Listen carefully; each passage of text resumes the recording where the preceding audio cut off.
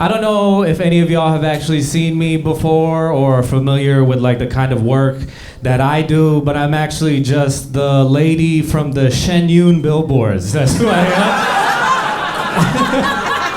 Yeah, you see this thing? Yeah, you see me. You see me. If you haven't, well, I'll be in a city near you soon. But hope y'all feeling well. I'm doing real good. I just came up on a brand new car, straight off the lot. Hell yeah. Feels good. Making payments does kind of suck, but it's okay, cuz no more hand crank for your boy. Power windows, got him, you know? Yeah. But when I bought this car, I was talking to the dealer, and he'd asked me a bunch of unnecessary questions, and he was like, are you gonna be doing a lot of commuting in this car? And I was like, yeah, it's a car. I didn't buy this Corolla as like a weekend flex, you know? But then he asked, he was like, well, what do you do? And I told him, I said, well, at night, I do stand-up comedy. And then he goes, that's crazy. That's crazy, because I am a Luther Vandross cover singer.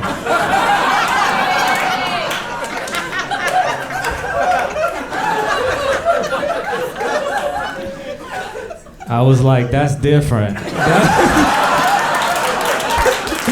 That's so different. That's so different. I don't know why he said that shit. I really don't. I don't know if he said that because he was like, oh, that's cool, you know, we're both artists, or oh, that sucks, we're both not making it. That's the vibe I got from that dude. But before I went comedy full time, my day job was I used to be a teacher. That was my job. Oh, you don't?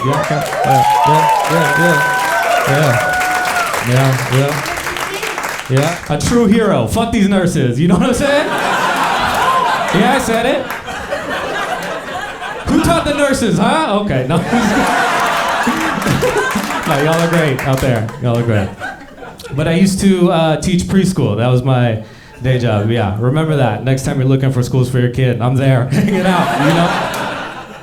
But teaching preschool was fun, very rewarding, also very easy. I feel like it was the easiest job I ever had.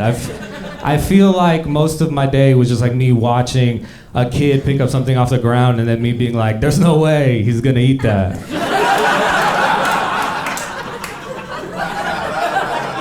And then he does, every time.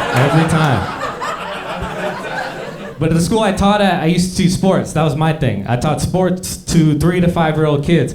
And growing up, I used to think I was bad at sports. Nah, I was just playing with the wrong group. Very easy W's against these kids, you know? But the crazy thing was, I used to teach at a Chinese immersion school. I don't know if you know what that is. That's a school where Chinese staff, American students, and they speak Chinese throughout the day. So the student becomes bilingual, and then they're eventually prepared for when the Chinese take over this country. You know? I'm kidding. I say I'm kidding, but America, keep acting up too, have you know? But the crazy thing about that is I don't speak any Chinese at all. And I'm Filipino. I should have been there, you know? Should have been there. Yeah, I'm not Chinese at all, but let's be real. Nobody checked. You know what I'm saying? But I like working kids. It was a lot of fun. But I had been working with children for so long that I even talk to them as kids anymore. And not in like a weird, creepy way, just I'd be too real with them at times, you know?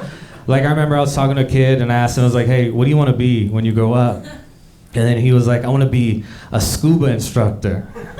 And I was like, yeah, that's weird. That's a little weird. It's kind of weird.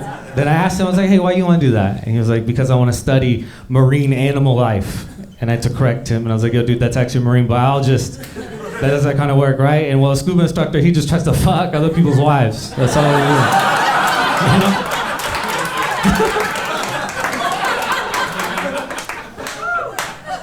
And then he was like, yeah, I want to do that. And I was like, all right, buddy. But it feels real good to be back out again. Yeah, it feels real good. You know? I get to do this again. But also I got to see my mom. I didn't see her for a very long time because of the whole thing, right? My mom was thriving through the pandemic because this was her first time working from home, and she got to focus on her crafts, right? That's what she was doing. What she was doing was she was sewing masks and then handing them out to her church and her community, which was real cute. But she did make a mask for me that was the American flag on the front. And I was like, oh, that's interesting. That doesn't go with like anything like I wear. Like why would you do this one? And then she said, because so when you wear it out right now, people won't be racist towards you.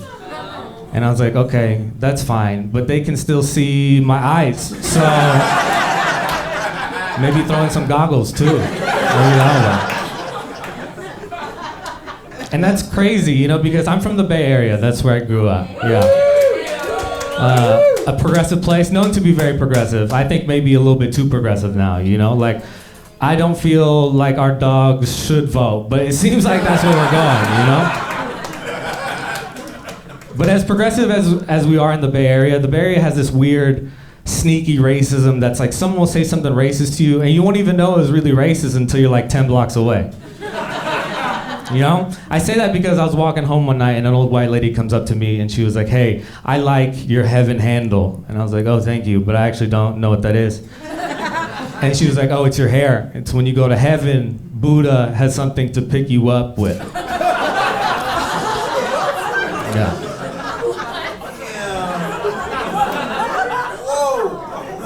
But it wasn't until I got home till I was like, fuck that bitch. What? Damn. Also, I thought Buddha was chill. Why is he picking up people like that? That seems aggressive. That seems real aggressive.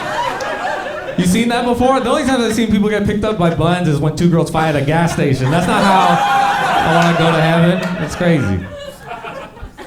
But this is the last thing I'm about to say, and I think it's very important because of the last show, right? With everything that's been going on forever, I've just made it a goal for myself to just be more aware of injustice in society. That's what I've been doing.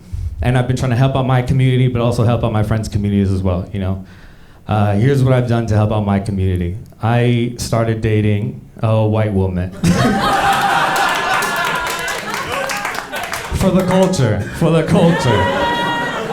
Because we've seen the videos, we've seen the news, we've seen white women getting pretty wild, throwing fits, calling the cops on black and brown people for no reason. So I was like, okay, if I get one, then that's just me keeping one off the streets. You know what I'm saying?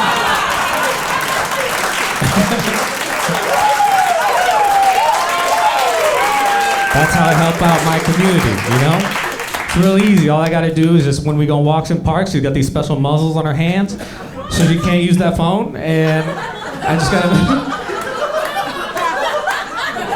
And then I just gotta make sure every day she's not trying to trick people on the internet, telling people she's a black lady. That's all I gotta do. It's real easy. Also, maybe don't close on that joke in front of a room full of white women.